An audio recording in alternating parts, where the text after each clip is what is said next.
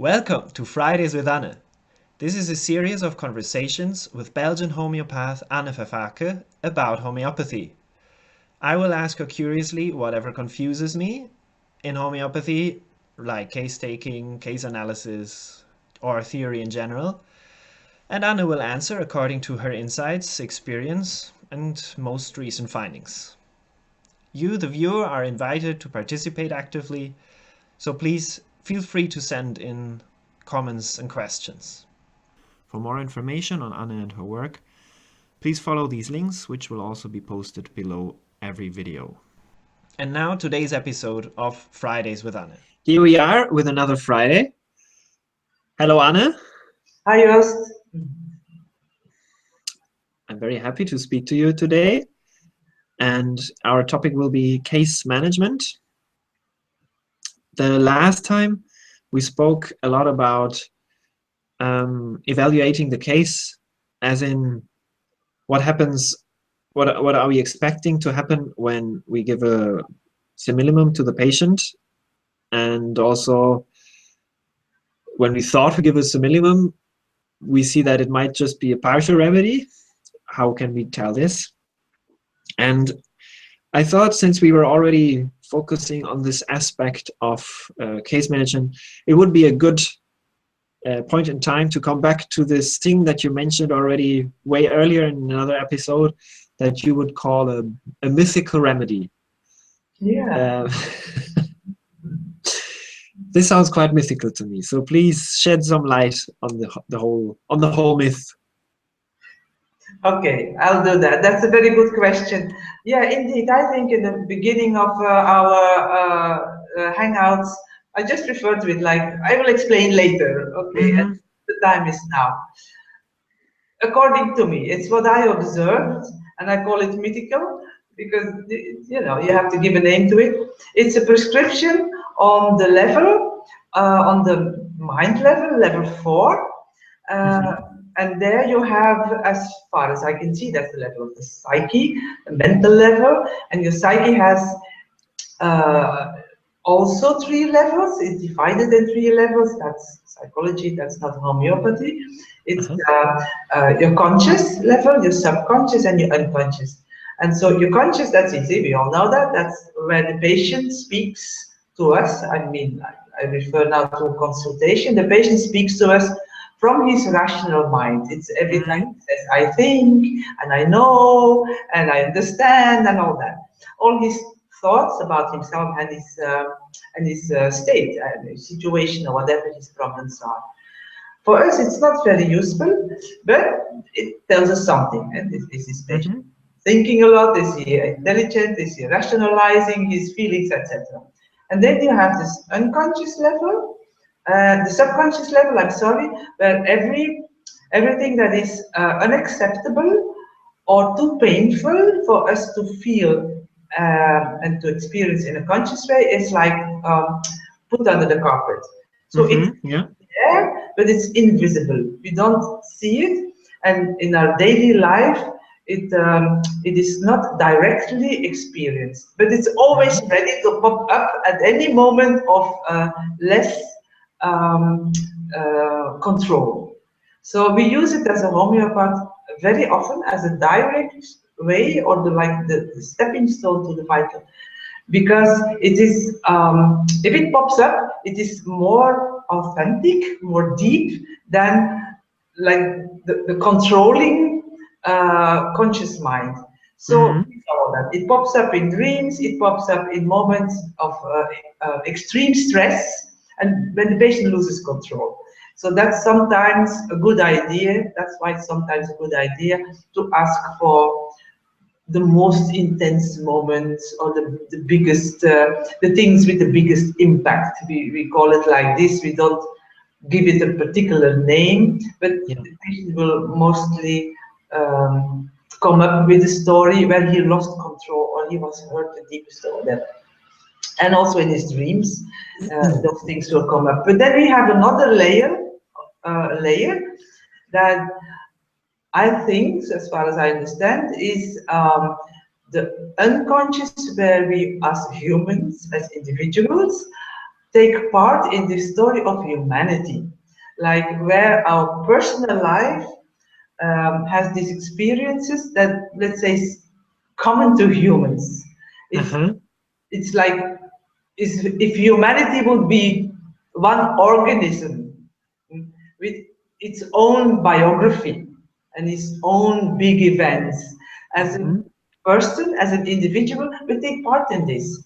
But we feel sometimes our own small individual life has these moments where we need to refer to these big stories of humanity, these mythological events, in order to come to terms with it or to help us take a particular transition in our life. And we all have these transitions. Being born and die are the famous transitions we all go through.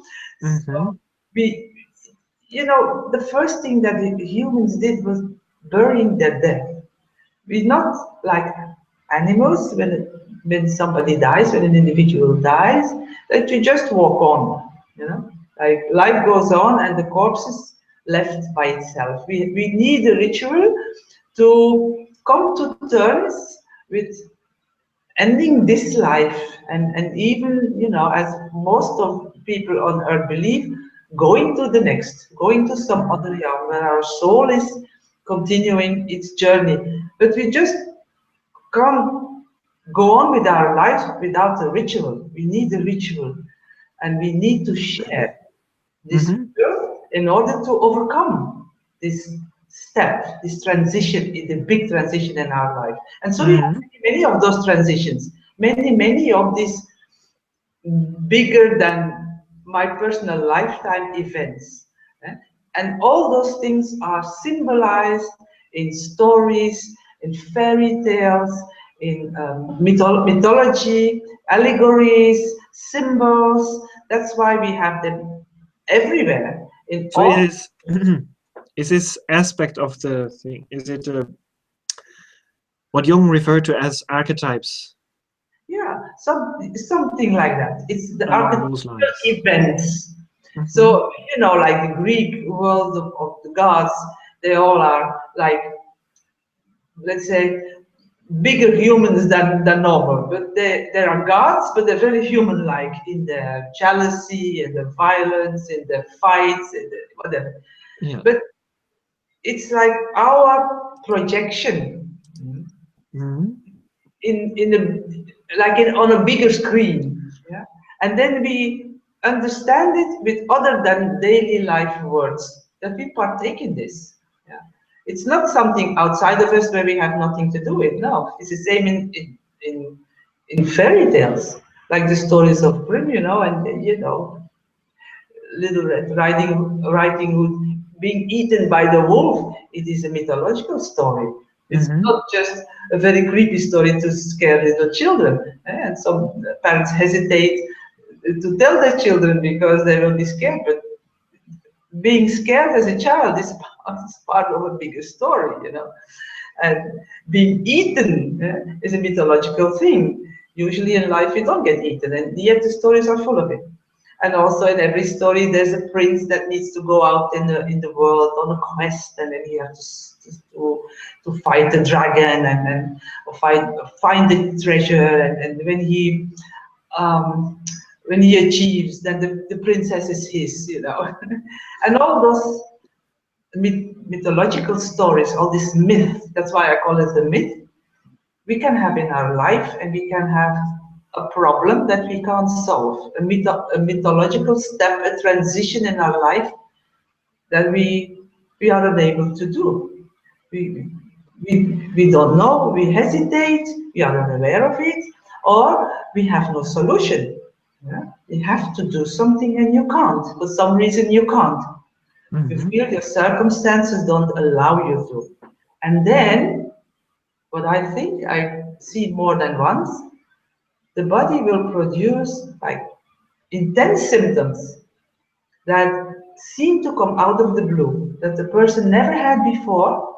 It's not in his constitution. It's not like I always have a sensitive skin and now I have a rash all over. No, he never ever had any spot on his skin. Now he's 35 years old, and he has eczema all over. Where does it come from? Or any other problem that just seems to come out of the blue. There wasn't a tendency before. All the other circumstances in life and all the stresses didn't provoke this particular set of symptoms. Very intense. You can't be denied. It's not something you're going to live with, because you have to move on in your life. You can't stand still. You cannot stay there forever. You can stay there for a few years. Yeah? But the symptoms will just urge you to find a solution. Yeah. And what I've seen, mostly they're absolutely therapy resistant. On top of that. So they won't be suppressed. They don't let themselves be suppressed. This has to be solved. And that would be my criteria for a mythical problem that asks for a mythical remedy, probably once in a lifetime.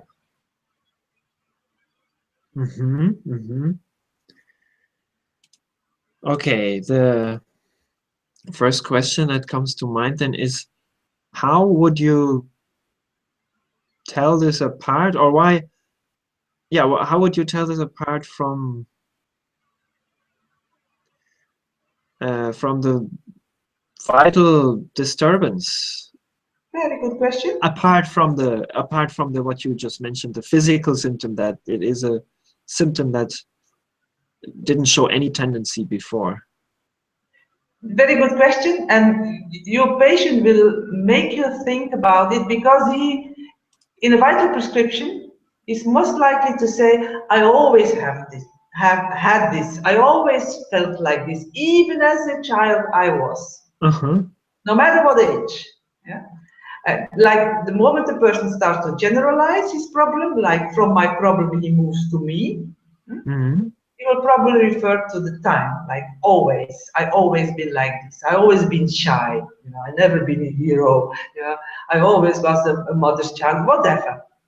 Whereas with a mythical problem, he might say something like, I don't know where this came from. I never had it.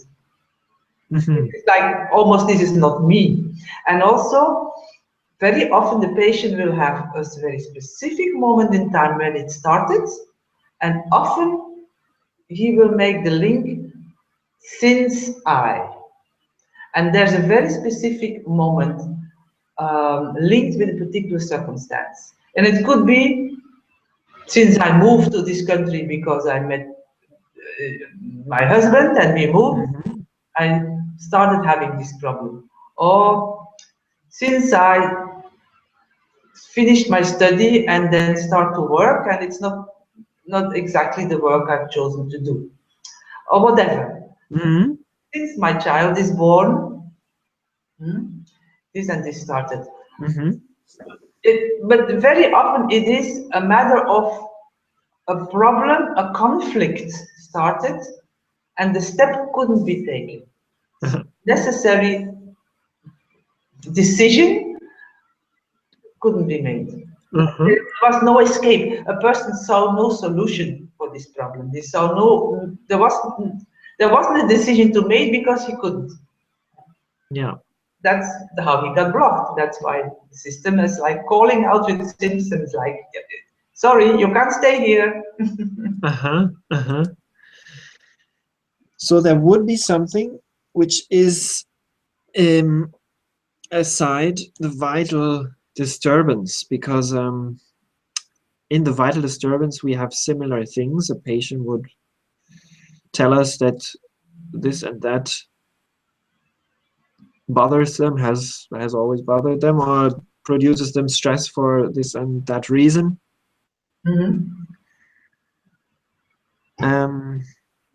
But with this mythical part, or part of it, it would mean that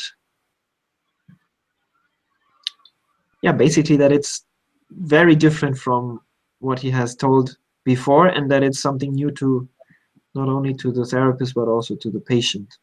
Yes, and even if you see the patient for the first time, then even then he can say it started at that moment, and you, as a homeopath, you will ask anything you had before. Like if a person said, yeah, I don't know, I had this cough and I'm coughing for months and and I took this, that and the other. And said, you've always been sensitive to me. I was, no, coughing. I never coughed in my life, you know. No respiratory problems whatsoever. No allergies. No, I never was allergic. So then you would think, isn't that strange that a thing like that starts like later life when normally it's constitutional. It's that you very often see early in life. And then the patient would think it's strange, but you would think it's even more strange. Yeah. So when you spot this in a case, what do you do? Prescribe. Prescribe. Prescribe. Yeah, and this remedy, that's what that's the main thing. This remedy, I think, won't be needed a second time. And why I came up with this idea is because I've seen cases where the interview, the anamnesis seemed to be curative.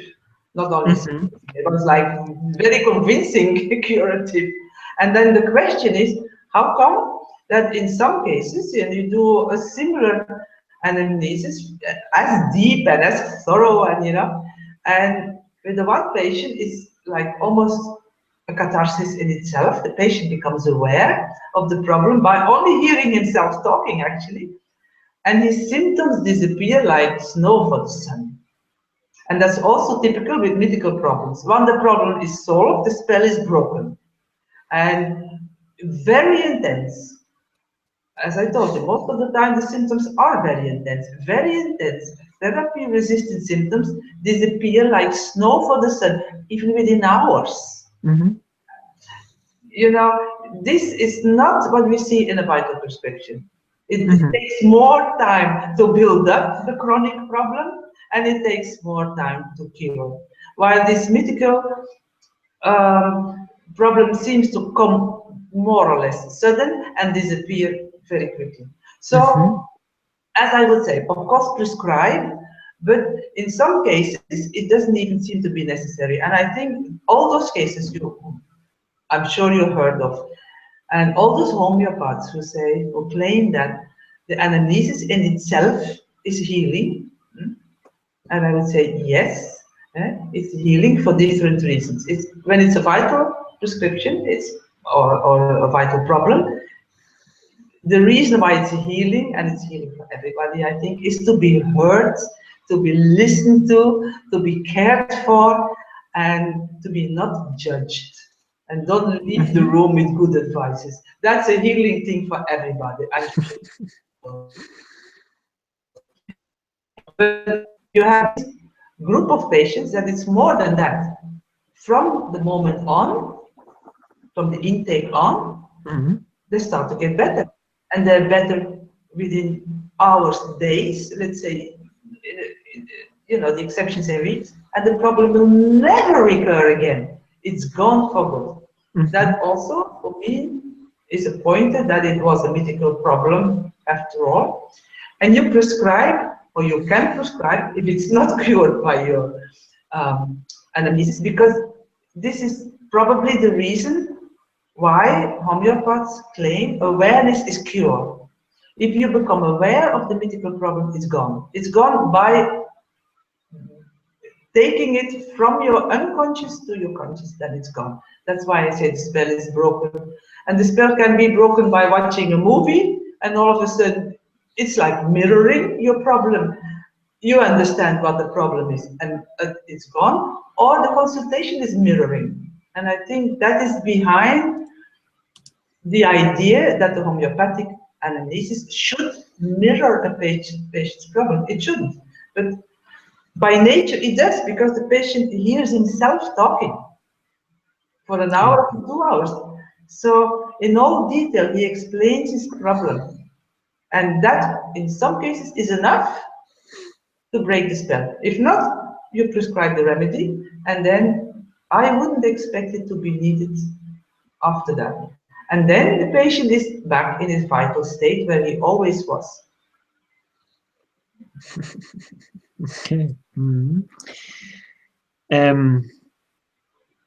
Do you believe that this is, to resolve an issue like this, what happens in psychoanalysis? Possible, possibly, possibly. But it takes a few years and a lot of money, doesn't it? And how do you prescribe, coming back to homeopathic therapy, how do you prescribe then for this mythical stage? You take the picture of the mythical problem.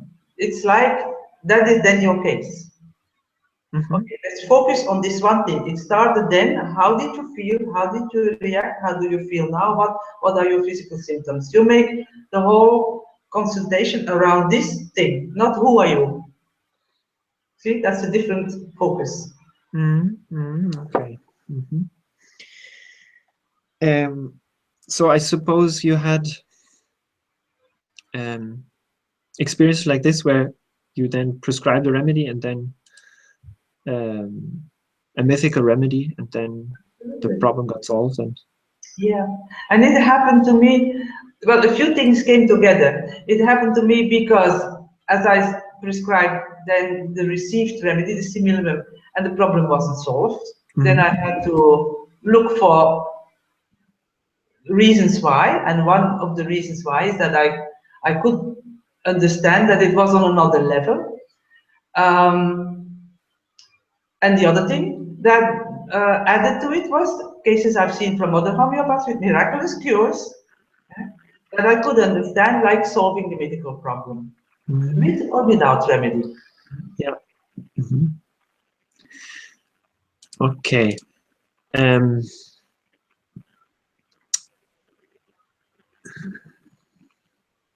Is this a bit similar to a layer, so to say? Yeah, probably some homeopaths would call it a layer. Like if the patient would say, I never had this before, I never had a problem with whatever the problem is. Let's say now he has a problem with his joints. I never had joint pain. I was a sportive person, and look at my knee now, I can't even move, you know, and it's thick and swollen, and I tried everything and nothing helped. Probably a lot of homeopaths will think, okay, you know, this knee problem is a layer. And take it away, then the next layer will shine through. And in a way, it overlaps, or it looks similar, like our theory, maybe only, you know, finding theoretical explanations for more or less the same observations. I wouldn't call it a layer, because then what put the layer on it? What provoked the layer? And the mythical problem somehow explains it for me, like there is in the inside something that unsolvable problem. So you need have to shout out, do something about it. You know? You want to call it a layer, for me it's fine. Yeah. Okay, and you already touch upon this. So obviously the mythical blockage is one thing that would keep a otherwise vital prescription from working. Yeah. And you mentioned it. What are other things that, in your experience, well, what were other thoughts that you had when a Similumab prescription didn't function? Yeah, that was kind of a surprise, because as a Similumab believer, I told you before, I was convinced that once you find the Similumab, you will live happy ever after. So it's not like that. Too bad. Damn it. Yeah, damn it. Because otherwise, I could say to myself, and I guess colleagues do the same, if the patient doesn't react, it's a proof that the remedy wasn't suitable, right? Yes. Yeah. So I would tell myself, look for a better remedy, and that is what I would do. While now that I learned to trust, let's say, the inspirations or the intuitions I have, and also if I do my consultations, and I'm sure our colleagues have this, that you are convinced this is really, really suitable in all these, you know, and you might be right. Yeah? You might be right, and yet the person isn't better. Yeah. Yes. So, what could be the reasons? In the course of the past years, several answers came up, because several possibilities are there. And one is, it's not on the level of, it's not on the vital level. The problem is not on the vital level. Okay, then it seems that the vital prescriptions won't deal with it. Yeah. So the mythical thing is one explanation. There could be some blockage that I don't always see reasons for, but then a miasmatic remedy might do the trick, which is nothing more than very classical homeopathy. If the treatment doesn't unfold as we expect it to do, you can try an ozone to get the engine started, right? Yes. Sometimes it does. Yeah, so that's something we can do. Like there might be some inherited problem in the background that is keeping the patient in place, that is preventing the case to get started. Another thing that I find is that we have a limited scale of potencies, and we should broaden our vision, and the patient would benefit by more individualizing prescriptions twice. Yeah. Yeah, that's maybe another topic, but I've experimented with many more potencies than I used to use before, because I thought the Kentian scale is enough. Well, it isn't in my experience, and I try all kind of, or I give all kind of potencies, mostly also based on intuition. Let's say virtually from 1 to 100,000, and in D potencies, in C potencies, in K potencies, in C4 and 5 potencies, in LM potencies, Fibonacci series, name it. I think we have to fine tune. And I've seen cases where our Kentian scale didn't do much. And again, I must give the credits to one of my colleagues, to whom I said, I tried all kinds of potencies, and he asked, what do you mean? I said, well, 30 to 101 M, and he said, you call that all potencies, really? I said, oops. Well, and he ignited the idea, well, that is not all potencies. All the potencies that homeopaths know about, so you limit yourself a lot. Expanded the idea to now beyond the borders of common accepted potency theory. But that is another possibility to deal with it. Like, okay, the remedy is right, it is a vital prescription. It's not, it doesn't seem to work. So we have to change potencies and frequencies. So I would now give 5C every day, 7C every day, or one higher potency than a daily doses, which is not too original because it's done by other homeopaths for many years, but more variation, let's say, more adjustment to the patient, potency-wise.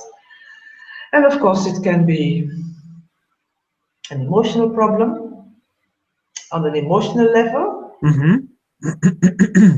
I wouldn't think that the phytoremedy doesn't work then. I would just assume that the patient expects unwanted emotions to go away very quickly, which often they don't.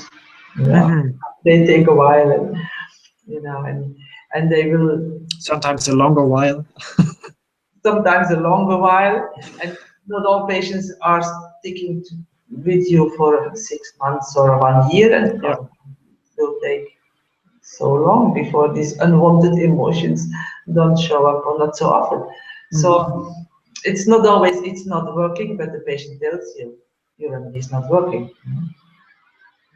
Right. And so that, would you also consider prescribing remedies then on other levels, as in not the vital level, but a mental level, emotional level, even physical level or energetic level? Yes.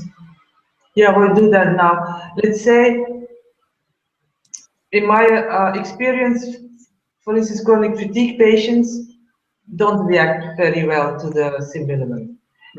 The problem doesn't seem to be there. So, as you said, the energy level 2, the physical, energetic aspect of the physical body, that seems to be calling out for help first before the simulum can do something. There is just not enough energy to restore the patient completely to help. You have to like cure, like fix, because often it's damaged, the energetic body, and feed it before something else can be achieved. And that's not easy. These chronic fatigue patients, to me,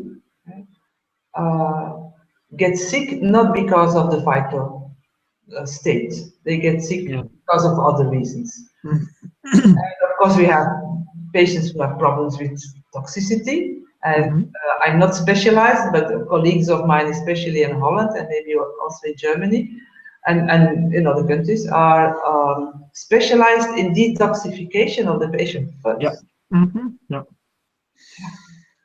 Which is a very sensible thing to do if your seems to be suffering because of toxins. So I don't say they don't have a state. Of course, everybody has a state, but the problem very often might not be situated on the vital and still calls for help. So yes, it's like if the patient comes to you and he's in an acute state, you will treat the acute. It's the same thing. What is in front and what needs to be cured now or needs help now and cries out for help, you treat that first.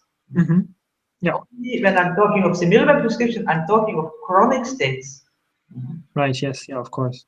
If a patient comes with a real acute, then there is no need and probably not much help to look for a vital prescription there. Very often it's not, and it's the same with chronic fatigue patients. That's, in my idea, not a chronic, it is a chronic state, but it's not a vital problem.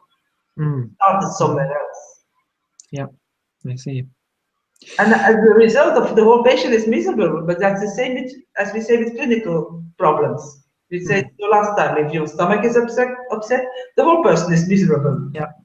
So this is not the cause of the problem. That's a sure mechanism, yeah, of course. Yeah. Well, this would lead me to another set of questions, but I think we keep this for the next time,